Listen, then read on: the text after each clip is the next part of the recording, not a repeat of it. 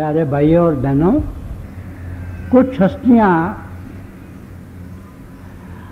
हमारी हिस्ट्री में ऐसी हुई हैं जिन्होंने वक्त के धारे को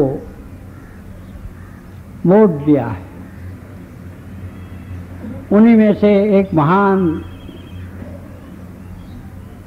शक्ति हमारे मुर्शिद आज़म भी थे।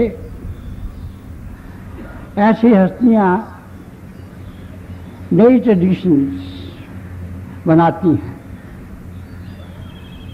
उनसे पहले यह तरीका था कि शिष्य खुद गुरु की तलाश में जाया करता था, मगर मिस्टिसिज्म में बहुत से पैराडॉक्सेस हैं।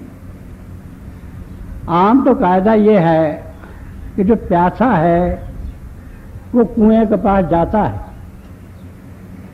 लेकिन कभी कभी कुआं भी प्यासे के पास आता है। जब हमारे मुर्शिद आज़म हजूर बाबा सावन सिंह जी महाराज की आंखें पहली दफ़ा बाबा जयमल सिंह जी महाराज की आंखों से दो चार हुई, तो वो लव एट फर्स्ट साइट का मामला था। वो ऐसा मामला था कि मैं तो हो जाता हूं गुम जलवाए जानाना में, यार बता कैसा है वो, तूने तो देखा। उसके बाद बाबा जयमल सिंह जी महाराज जैसा मुर्शिद कामिल और संत सावन सिंह जी महाराज जैसा मुरीद हो, तो फिर रूहानियत की मंजिलें तय करने में देर नहीं लगती। तो पहले तो ये नई ट्रेडिशन हुई हमारे मुर्शिद आज़म के वक्त में। तो और दूसरी ट्रेडिशन जो हुई वो ये हुई कि हुजूर से पहले जितने भी महापुरुष हुए हैं उन्होंने नाम दान की वर्षा की है, मगर उनसे सिर्फ चंद सौ आदमी या चंद हजार आदमी ही फैज़याब हुए। हुजूर की ऐसी बख्शिश थी कि पहली मर्तबा इंसानी हिस्ट्री में लाखों और करोड़ों की तादाद में इंसान रूहानियत से फैज़याब हुए। जब हमारे मुर्शिद आज़म का वसाले हक हो गया, जब वो ज्योति जोत समा गए, तो मैं उससे एक दिन बाद डेरे में पहुंचा, तो मुझे हजूर पुरनूर संत कृपाल सिंह जी महाराज ने यह हुक्म दिया कि मैं जाके डेरे के रिकॉर्ड से चेक करूं कि हजूर ने कितने लोगों को नाम दिया है। तो वहां चेक करने पे यह मालूम हुआ कि रिकॉर्ड के लिहाज से हुजूर ने 1,25,376 लोगों को नाम दिया है। तो हुजूर पुरनूर फरमाने लगे, दर्शी ये तो उनका नंबर है जिन्हें उन्होंने खुद अपनी ज़ुबान मुबारक से नामदान बख्शा। इससे कहीं ज़्यादा वो नंबर है जिन्हें उन्होंने अपनी लगाए करम से और ट्रांसफरेंस ऑफ थॉट से रूहानी दाद बख्शी है। तो ये दूसरी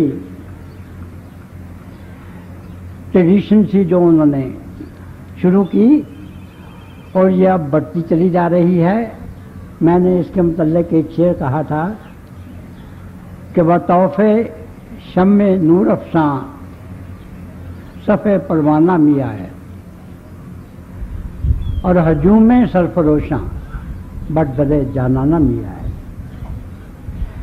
ये जो हजूम सरफरोशां की बात थी, उन लोगों की बात के जो अपने हाथ पे तो सर रख के लाते थे और अपनी मुट्ठी में दिल बीन के लाते थे, ये हमारे मुर्शिद आज़म थी शुरू, और उनके जीवन से हम बहुत सबक सीख सकते हैं।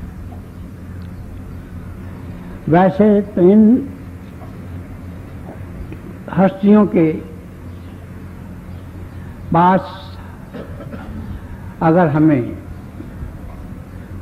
रहना नसीब हो तो हम हर लम्हा, हर घड़ी, हर मिनट कोई ना कोई नई बात सीखते हैं। लेकिन वो शहंशाहों के शहंशाह भी थे और फ़कीरों के सरताज भी। तो वो इतने हसीन और जलील थे तो मुझे बहुत खुशनसीबी हासिल हुई है उनके साथ दौरे पे जाने की कि हम जिधर भी जाते थे यही पूछते थे कि ये महाराजा कहाँ से आए। और वो पहली हस्ती थी कि जिन्होंने इतने बड़े पैमाने पे कंपैरेटिव स्टडी ऑफ रिलीजन की है। उनकी एक बहुत बड़ी लाइब्रेरी है और उसमें सब धर्मों के ग्रंथ, और उन्होंने बहुत से ऐसे धर्मों के ग्रंथ जो कि अभी शाया नहीं किए गए थे, उन्हें मख्फी रखा गया था, उन्हें कलमी नुस्खों की सूरत में लिखवाकर अपनी लाइब्रेरी में लिखवा दिया। उनमें पानामी मत के कुछ ग्रंथ थे और उस वक्त हमारे हजूर पुनूर संत कृपाल सिंह जी द्वारा एक बहुत बड़ा धर्म ग्रंथ लिखा, उसका नाम है गुरमुख सिद्धांत। और जितनी खूबसूरती से सब मज़ाहिब की तालीम का निचोड़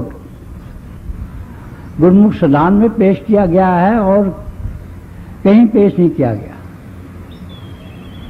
ये एक यूनिक किताब है। इसी तरह से फतुहात मक्की की बात चली तो बहुत तलाश की गई, वो हिंदुस्तान भर में नहीं मिली, ईरान में नहीं मिली और जो इस्लामी मुल्क हैं उनमें नहीं मिली। आखिर में वो मिस्र से मिली और वहाँ से मंगवा के उन्होंने अपनी लाइब्रेरी में भरा। तो वो फरमाया करते थे कि आप जितने धर्म ग्रंथ हैं सबका बराबर सत्कार करें, जितने धर्म महात्मा हैं उन सबको बाकायदा इज्जत दो और जिस धर्म में रहते हो उस धर्म में रहो। उन्होंने हमें पॉजिटिव मिस्टिसिज्म का रास्ता बताया है। ये नहीं बताया कि हम दुनिया को छोड़ दें, कि हमें इस दुनिया में रहना है, दुनिया के सारे काम पूरे करने हैं। और ये दुनिया के सारे काम पूरे करते करते जो जिंदगी का सबसे बड़ा ध्येय है, जो हमारा प्राइमरी ऑब्जेक्टिव ऑफ लाइफ है, अपने आप को जानना और प्रभु को पाना, खुद शनासी और खुदा शनासी, self knowledge and God realisation, हर वक्त इस पे ध्यान देना चाहिए। वो बताया करते थे कि हम अपने माँ बाप की तरफ फर्ज रखते हैं, सोसाइटी की तरफ फर्ज रखते हैं, अपने मुल्क और कौम की तरफ फर्ज रखते हैं और इससे ऊपर इंटरनेशनल लेवल पे और कॉस्मिक लेवल पे भी हमारे फर्ज हैं। तो हमें दुनिया के भी जितने काम हैं वो बहुत उम्दा तरीके से करने चाहिए और इसके साथ साथ रोज बाकायदगी से अपने मुर्शिद की हदायत के मुताबिक भजन सिमरन करना चाहिए। तो he believed in having the best of both the worlds, कि ये जो दुनिया है इसमें भी हम हर काम में कामयाब रहें और जो सबसे बड़ा ध्येय है हमारी आत्मा और परमात्मा के मिलने का, किसी वली अल्लाह के कदमों में पहुंचकर उसकी बख्शिश लेने का, उससे नामदान लेने का, जीते जी मरने की विद्या सीखने का और फिर उसकी छत्र छाया में रूहानी मंडलों में प्रवास करके पहले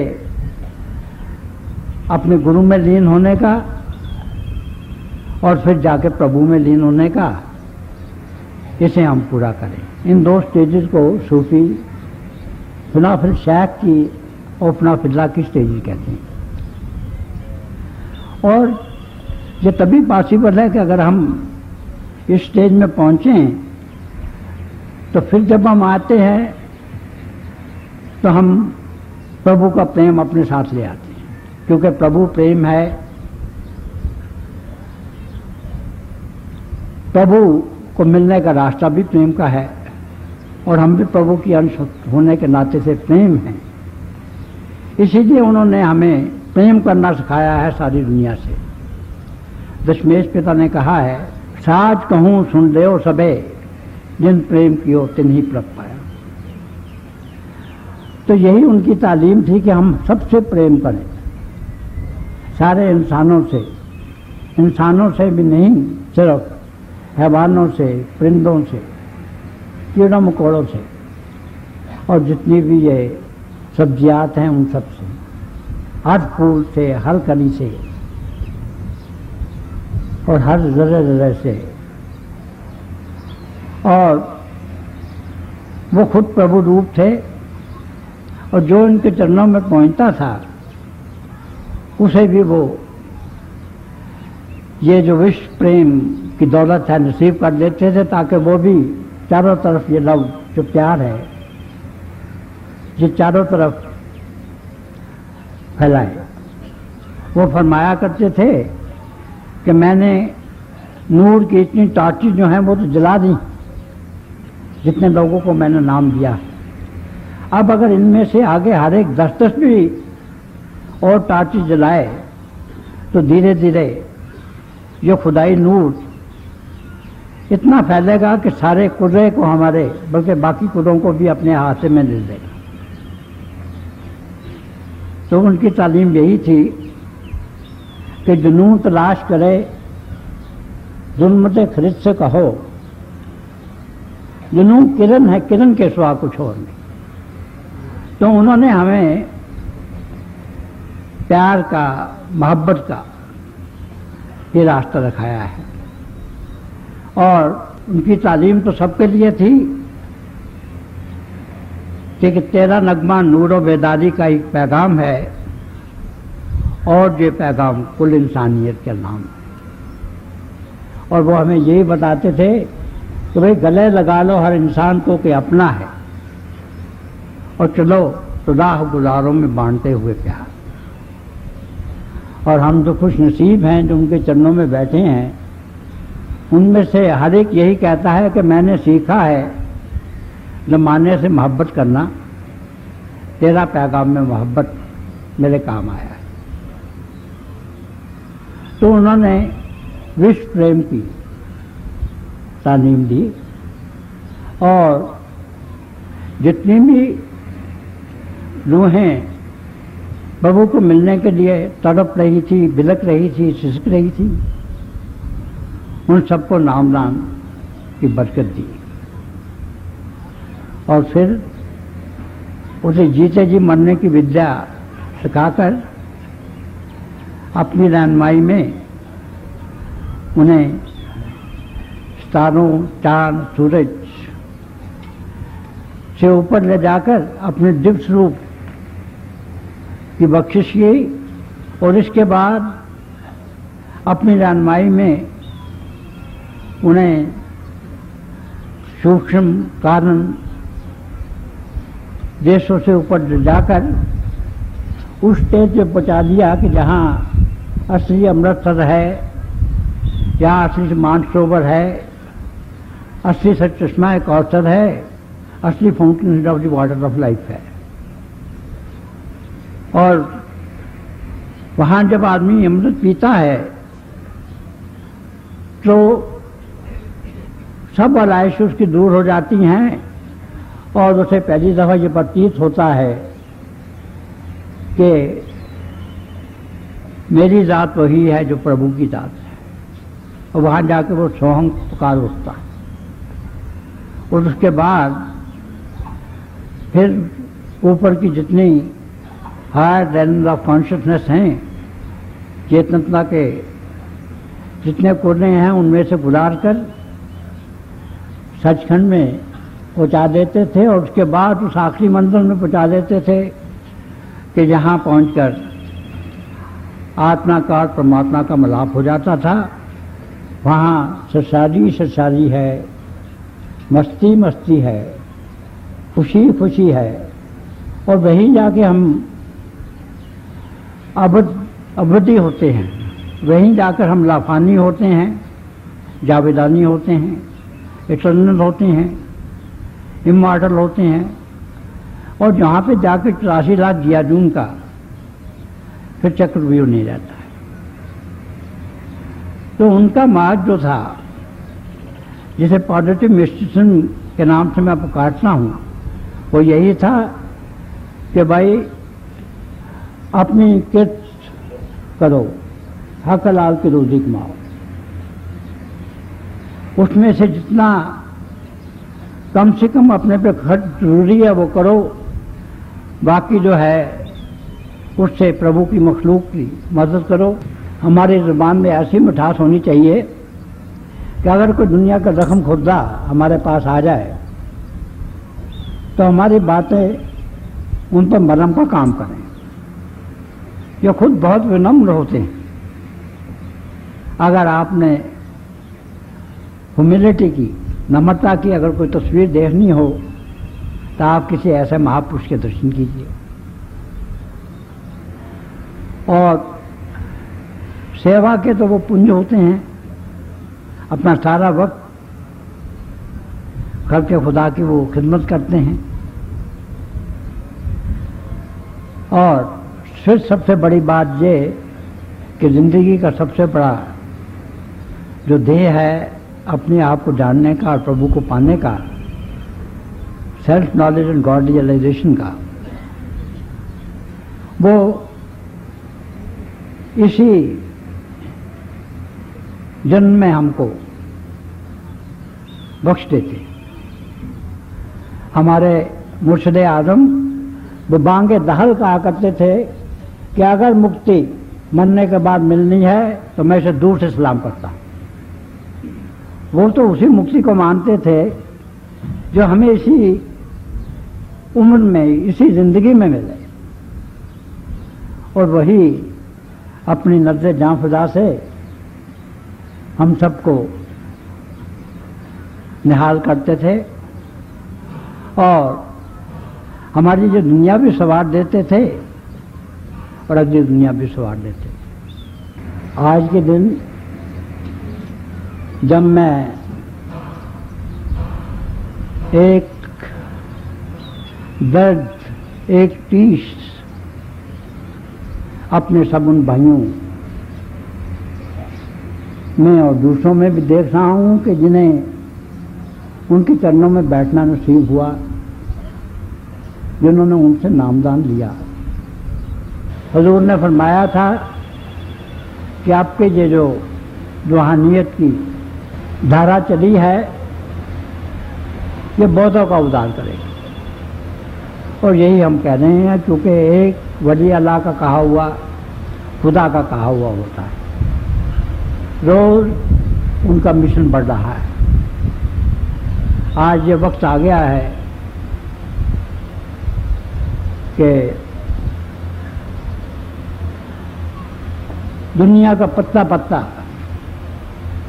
सावन सावन पुकार रहा है। और हमारा सबको यही फर्ज है कि हम उनकी तालीम पे चले ताकि हम में से उनकी बू बास आए। तो हमारा करैक्टर ऐसा होना चाहिए कि मुर्शिद आज़म और हज़ूर पुरनूर की बू बास हम में से आए। और फिर लोग पूछें कि भाई ये बख्शिश आपको कहाँ से मिली है, और फिर हम बताएं कि वो कितने महान हस्तियाँ थी। तो मैं उनसे यही प्रार्थना करता हूँ कि वो हमें ये ताकत दें, ये तौफीक दें कि हम खुद उनकी तालीम पर चलकर उस आखिरी मंजिल पर पहुँच जाएं कि जहाँ आत्मा और परमात्मा का मिलाप होता है, और फिर हर वक्त उन्हीं के प्यार की जो रेडिएशन है, क्योंकि रूहानियत का मार्ग जो है इश्क का मार्ग है। और अगर रूहानियत को हम एक लफ्ज़ में बयान करना चाहिए तो वो है इश्क, वो है मोहब्बत, वो है प्रेम, वो है मिस्टिक लव। तो हमें वो जो विश्व प्रेम है वो बख्शें ताकि हम उनकी रूहानियत की और प्रेम की जो शुआएं हैं अपने छोटे छोटे पैमाने पर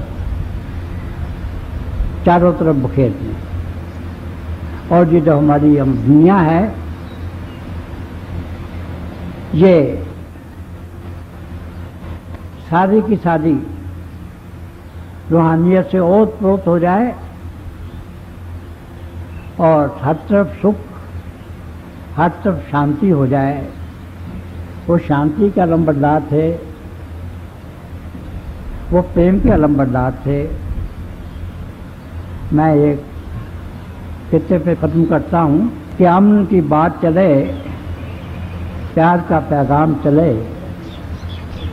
अमन की बात चले, प्यार का पैगाम चले। बात जब चल ही पड़ी, सुबह चले शाम चले। और छा गई वक्त के मैखाने पे सावन की घटा। छा गई वक्त के मैखाने पे सावन की घटा। साकिया जाम चले, जाम चले, जाम।